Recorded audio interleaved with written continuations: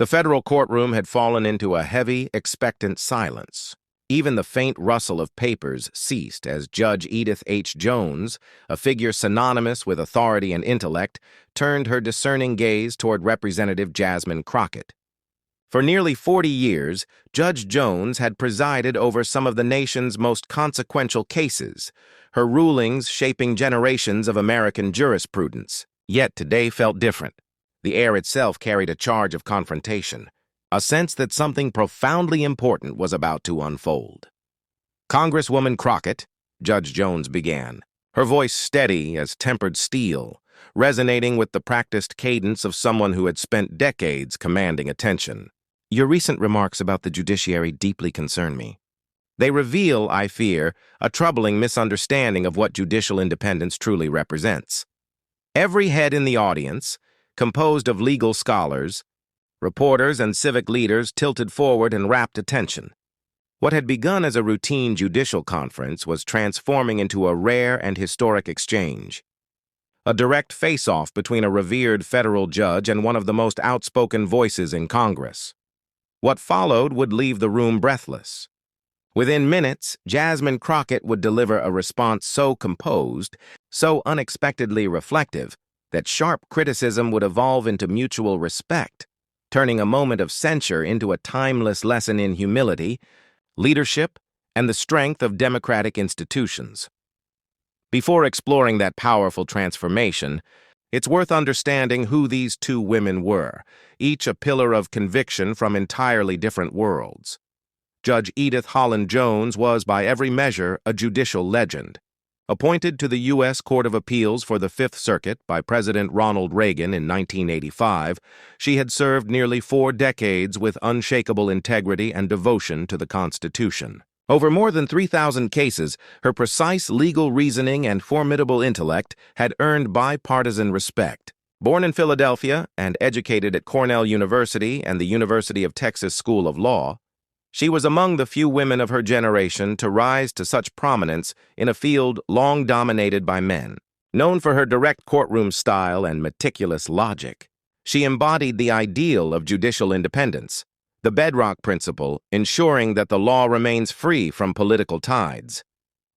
But lately, Judge Jones had grown uneasy.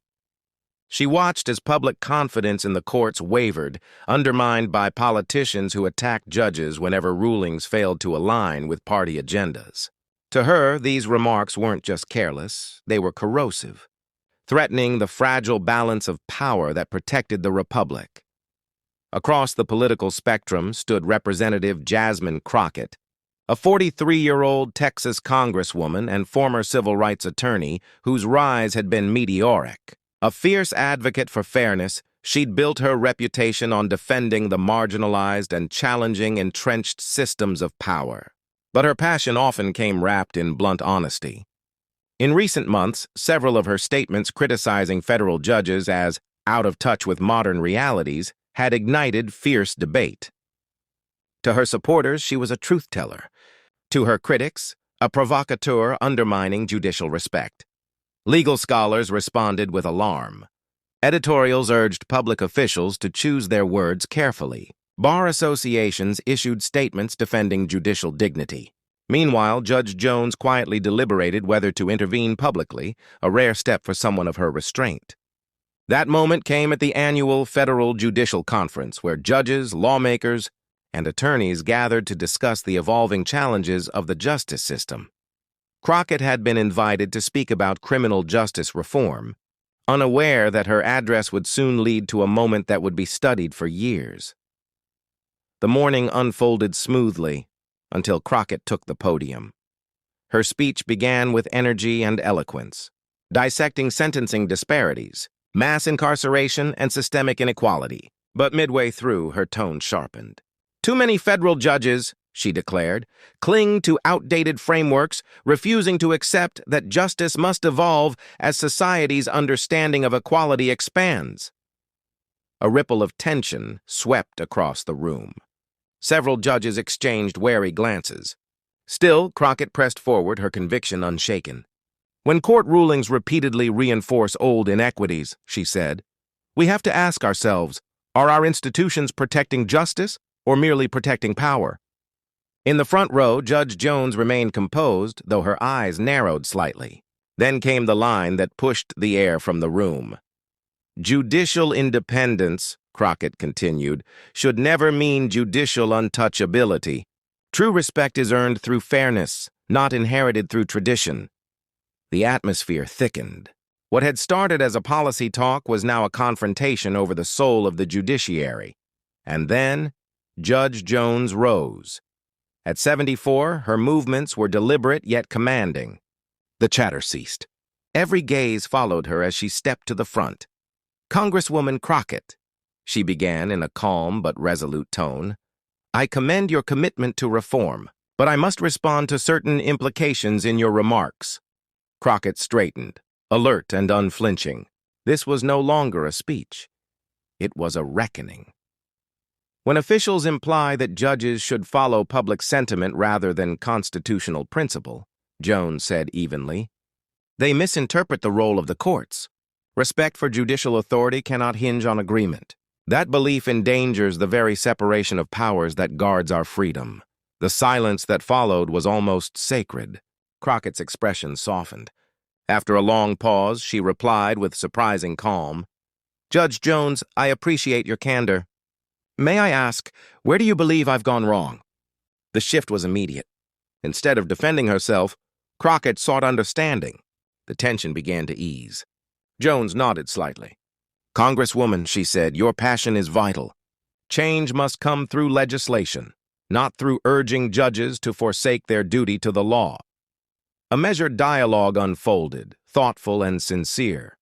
"When leaders attack courts simply because they disagree with decisions," Jones continued, "they erode public trust.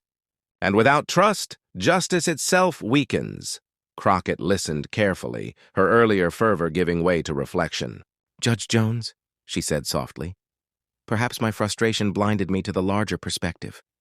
How can I continue advocating for reform while still upholding the independence of the courts?" Then came the moment no one saw coming. Representative Jasmine Crockett, a woman known for her fiery debates and steadfast convictions, inhaled deeply and spoke with absolute sincerity. "Judge Jones, I owe you, and this institution, an apology." Gasps rippled across the room. In an age when public figures rarely admit fault, her words landed like thunder. Court reporters froze mid-keystroke. Attorneys exchanged looks of disbelief. Crockett continued, her voice steady but heartfelt. "My frustration with what I viewed as unfair rulings led me to speak disrespectfully of the judiciary. I allowed passion to override my respect for constitutional boundaries. For that, I am truly sorry." Judge Jones's expression softened. Though her posture remained firm, a flicker of warmth passed through her eyes. The entire courtroom hung in silence, moved by the authenticity of the moment. Even the bailiffs leaned forward, drawn in by the raw humanity on display. "As a former attorney," Crockett went on, "I should have known better. Our justice system derives its strength from independence, not convenience, not popularity. My earlier remarks failed to honor that truth, and I regret it deeply." What had begun as a tense confrontation had transformed into something profound, a moment of humility, reconciliation, and moral clarity. Attorneys later admitted they felt tears prick their eyes as they watched a politician choose integrity over pride. Judge Jones stepped closer, her robe brushing gently against the podium. "Congresswoman Crockett," she said, her tone now warm but resolute, "your willingness to reflect and admit fault shows precisely the kind of integrity our nation needs. It takes immense courage to apologize, especially in public view." She paused, allowing the gravity of her words to settle. "Your passion for justice is not your weakness, it's your greatest strength. The challenge lies in channeling it through the right constitutional avenues. My concern was never your desire for reform, but the manner in which it was expressed." Crockett nodded, her voice softer now. "Judge Jones, would you be willing to guide me? To help me learn how to advocate for change without crossing constitutional lines?" For a moment, time itself seemed to stop. Then slowly, Judge Jones smiled, a genuine, rare smile that melted her usual sternness. "Congresswoman," she said warmly, I would be honored to help. Passionate advocacy and respect for the courts must always coexist. That's how democracy endures. And in that instant, the courtroom, once thick with tension, became a sanctuary of understanding. It wasn't just a lesson in law or politics. It was a reminder of something far deeper, that humility, respect, and truth still have the power to bridge even the widest divides.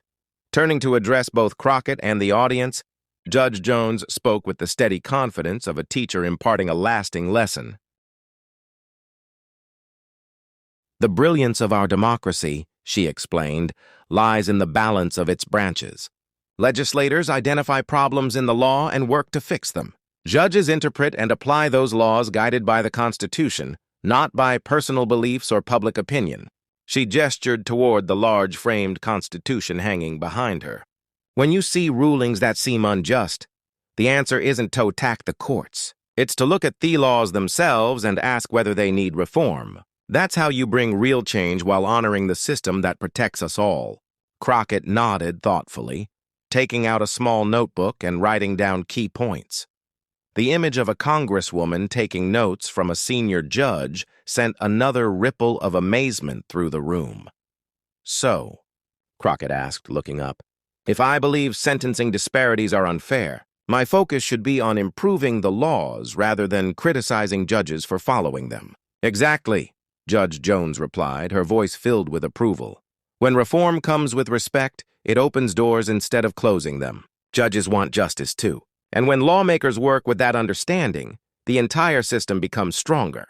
A soft gasp spread through the courtroom. In an age where public figures rarely acknowledge mistakes, this moment of humility felt almost historic. Lawyers exchanged astonished looks, and even the court reporters froze, their fingers hovering above the keys. Crockett took a breath, her voice gaining steadiness with every sentence.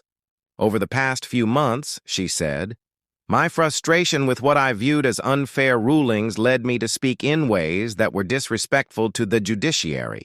I let my passion for reform overshadow my understanding of constitutional principles and how our institutions must work together. Judge Jones's expression softened slightly. Though she maintained her poise, a hint of approval flickered in her eyes. The courtroom remained completely still, hanging on every word. Even the Biafs leaned forward, captivated by the sincerity unfolding before them. As a former attorney, Crockett continued, her hands clasped in front of her, I should have known better. Our legal system draws its strength from its independence, not from yielding to popular will or political trends. My earlier remarks ignored that truth, and for that I deeply apologize. The change in tone was astonishing. What had started as a tense confrontation had turned into something transformative, a moment of growth, reflection, and genuine mutual respect. Several attorneys later admitted they were moved to tears by Crockett's candor. Judge Jones stepped closer to the podium, her robe brushing softly against the floor. Her presence remained commanding, but her tone now carried warmth and understanding. Congresswoman Crockett, she said gently, your willingness to reflect and admit fault shows the kind of integrity our institutions desperately need. It takes great courage to apologize, especially in public. She paused, allowing her words to resonate. Your passion for justice is a strength, not a flaw. The key is channeling that passion through the right processes. My concern was never your goal of reform, but the path you chose to express it. Crockett nodded earnestly, her earlier defiance replaced with genuine openness.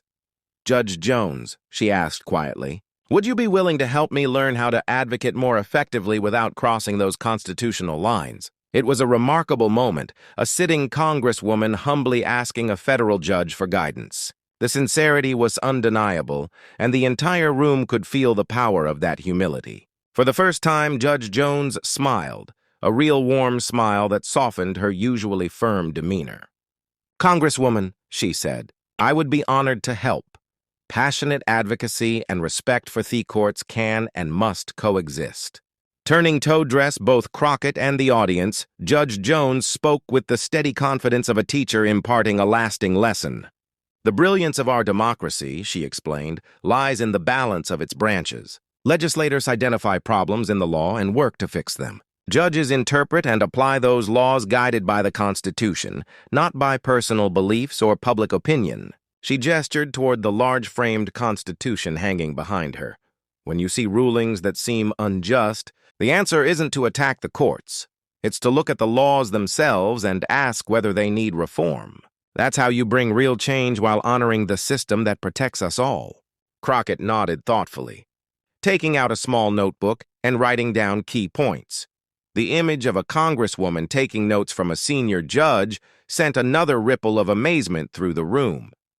"So," Crockett asked, looking up, "if I believe sentencing disparities are unfair, my focus should be on improving the laws rather than criticizing judges for following them." "Exactly," Judge Jones replied, her voice filled with approval. "When reform comes with respect, it opens doors instead of closing them. Judges want justice too, and when lawmakers work with that understanding, the entire system becomes stronger." Judge Jones looked out across the silent courtroom, her voice calm but firm. "We see the limits of existing laws every day," she said, "but our oath requires us to apply them as written, not as we wish they were." She paused, her tone softening with rare honesty. "After nearly 4 decades on this bench, I've seen how even well-meaning laws can create unintended harm. Many judges, myself included, would welcome thoughtful legislative reforms, but those changes must come through proper constitutional channels, not through political pressure on the courts." Crockett's eyes brightened with understanding. "So what you're saying," she asked, "is that judges and lawmakers should be partners in improving the system, not opponents fighting over outcomes." A faint smile touched Judge Jones's lips.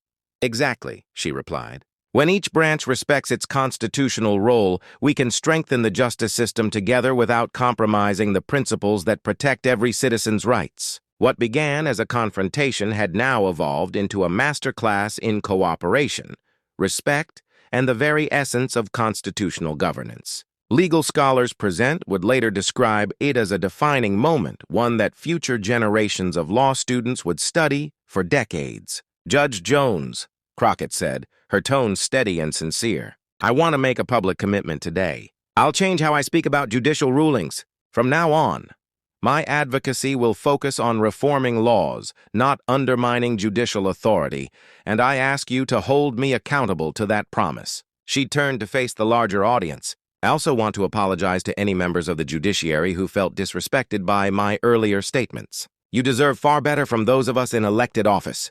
Judge Jones nodded with visible approval. "Congresswoman Crockett, your promise is both heard and respected," she said warmly. "And yes, I will hold you accountable not as an adversary, but as a colleague who shares a commitment to the Constitution we both serve." Then something extraordinary happened.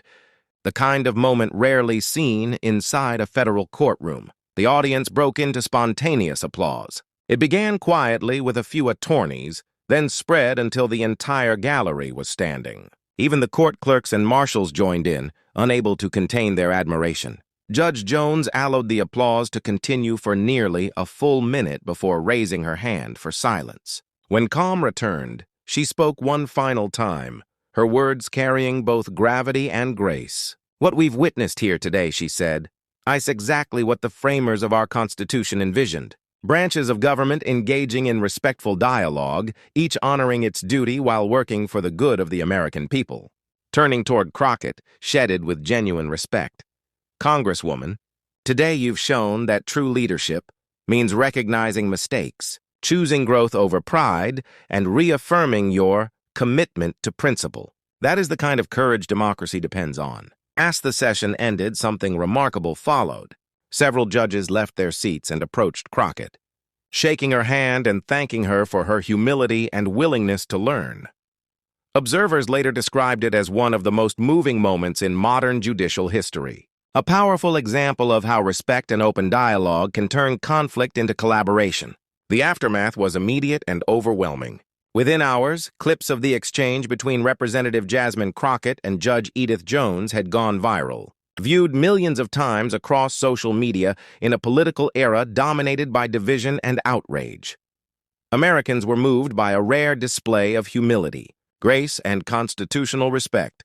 Major networks ran headlines celebrating the moment. Congresswoman admits mistake. Judge responds with grace. Legal experts from across the spectrum praised both women for setting an example of how government should work with courage, honesty, and respect. What we saw today was truly exceptional, said Harvard Law professor Lawrence Tribe. Representative Crockett showed that real political courage sometimes means admitting you were wrong. And Judge Jones demonstrated how authority can be exercised with wisdom and humanity. Even the American Bar Association issued a statement commending both women for upholding the highest ideals of public service, humility, and institutional respect. It was, as one commentator later wrote, a day when the courtroom reminded America what true justice looks like, not just in law, but in spirit.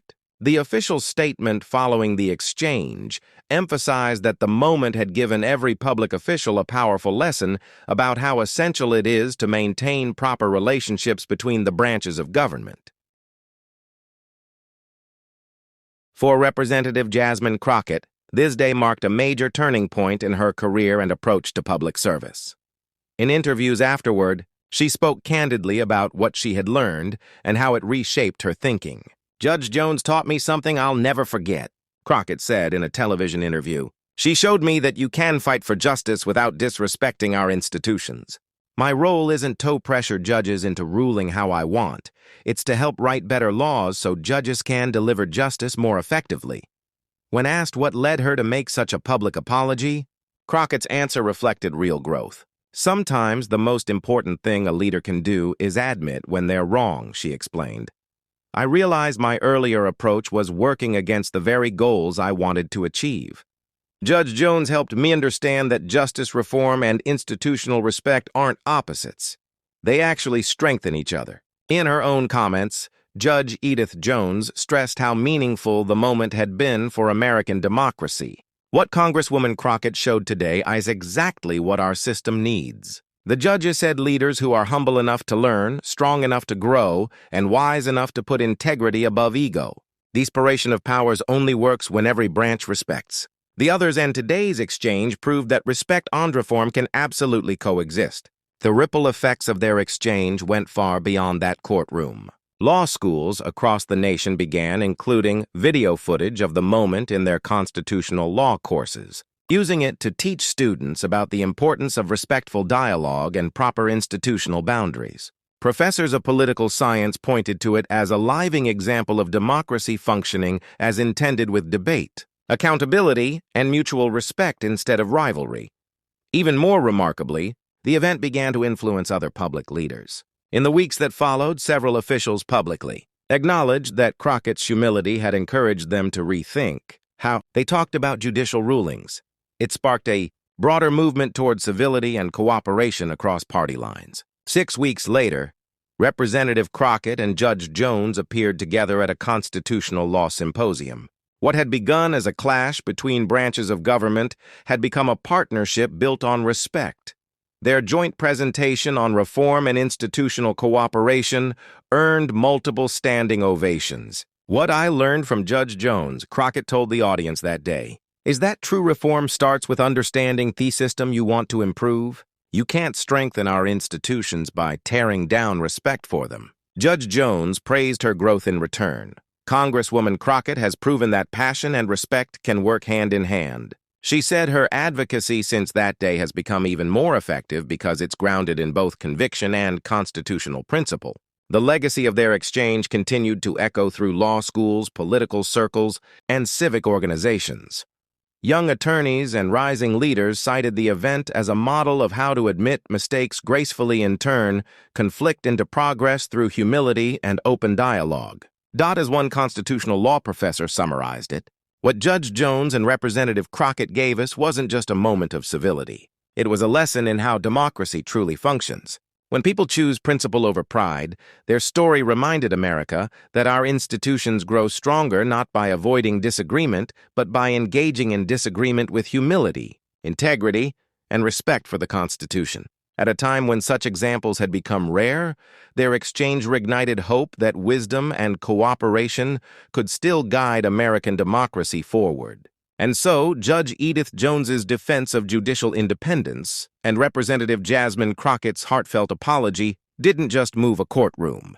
They reminded the nation that leadership is about learning, respect, and service to the greater good. If this story of humility and integrity renewed your faith in American leadership, make sure to hit subscribe and turn on the notification bell. We'll continue sharing powerful stories where character, courage, and constitutional values come together to shape a better future.